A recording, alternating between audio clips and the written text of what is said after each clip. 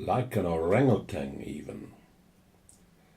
From Reminiscences, In A Cask of Jerepigo by Herman Bosman. I was engaged for a couple of days last week in going through old files of newspapers and magazines, making a collection of stories I had written over the past 15 years. In rereading some of the Mariku Bushveld stories I had written as long ago as the early years of the 1930s, I was surprised to find how intimate was my knowledge of life on the South African farm. I was also astonished at the extent of my familiarity with historical events and the spirit of the times and the personalities who had featured in them, that had taken place in the old Transvaal. Anyway, in again perusing those stories written long ago, I realized where all that local color came from. I had got it from listening to the talk of elderly farmers in the Mariku district who had a whole lot of information that they didn't require for themselves anymore, and that they were glad to bestow on a stranger. It was all information that was, from a scientific point of view, strictly useless. That was how I learnt all about the First and Second Boer Wars, and about the tribal wars, and about the trouble in the old days between the Transvaal and the Orange Free State, and about the Orang-Outang Republic, and about the Stellaland Republic. If any contemporary South African historian would like some fallen-by-the-wayside information about any events in the early days of the South African republics, I could supply him with all the facts he needs. And, what is more important, with a whole lot of surplus information outside of just facts. I regarded them as wonderful storytellers, the old Boers who lived in the Mariku district 20 years ago. Most of them had moved into that part of the Transvaal next to the Bechuanaland Protectorate in 1917. It was a part of the Transvaal that had remained practically uninhabited since the Anglo-Boer War. I still have very vivid recollections of the Boers who lived in the Mariku in those days.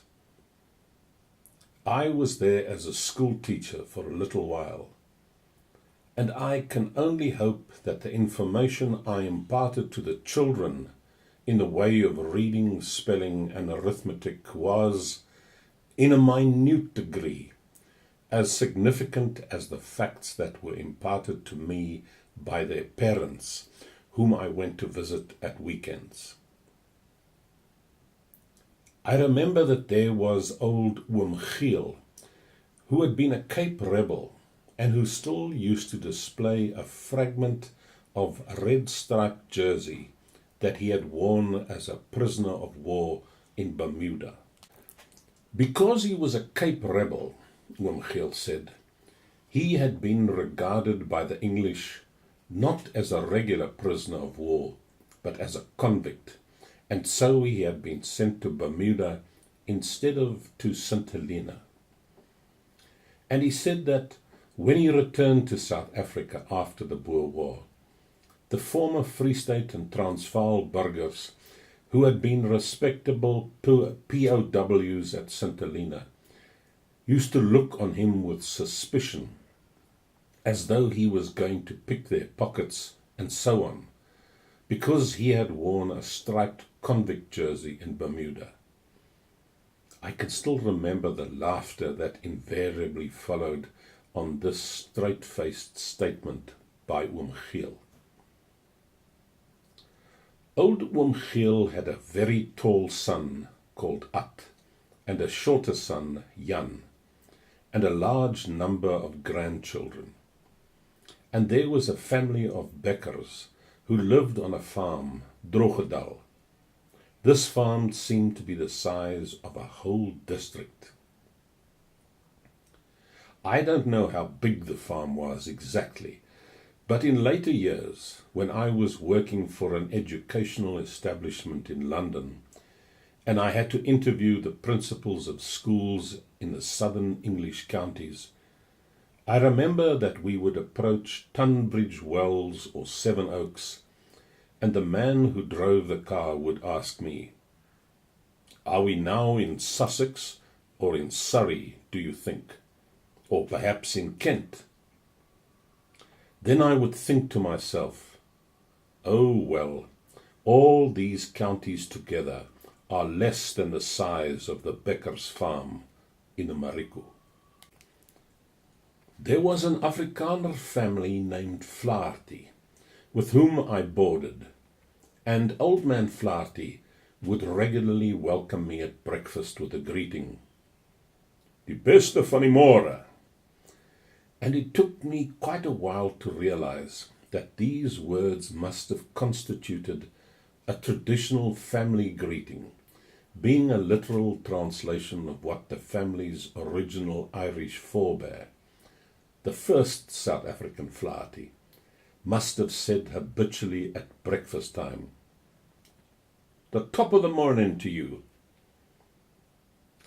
I must have known most of the families living in the Mariku bushveld at that particular time, and some of those farmers had most interesting stories to tell, relating in a matter-of-fact way all sorts of unusual circumstances, and my mind absorbed whatever they had to relate, provided that it was of a sufficiently utilitarian order.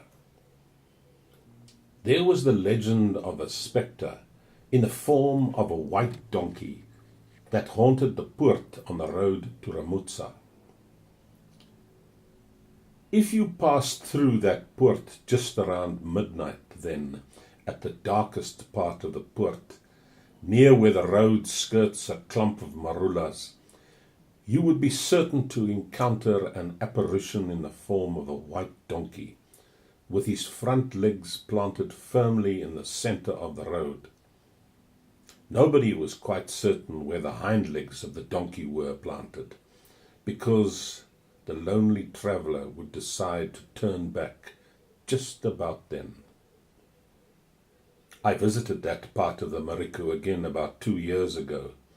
The clump of marulas by the side of the government road have been cut down since those days, but the donkey is still there.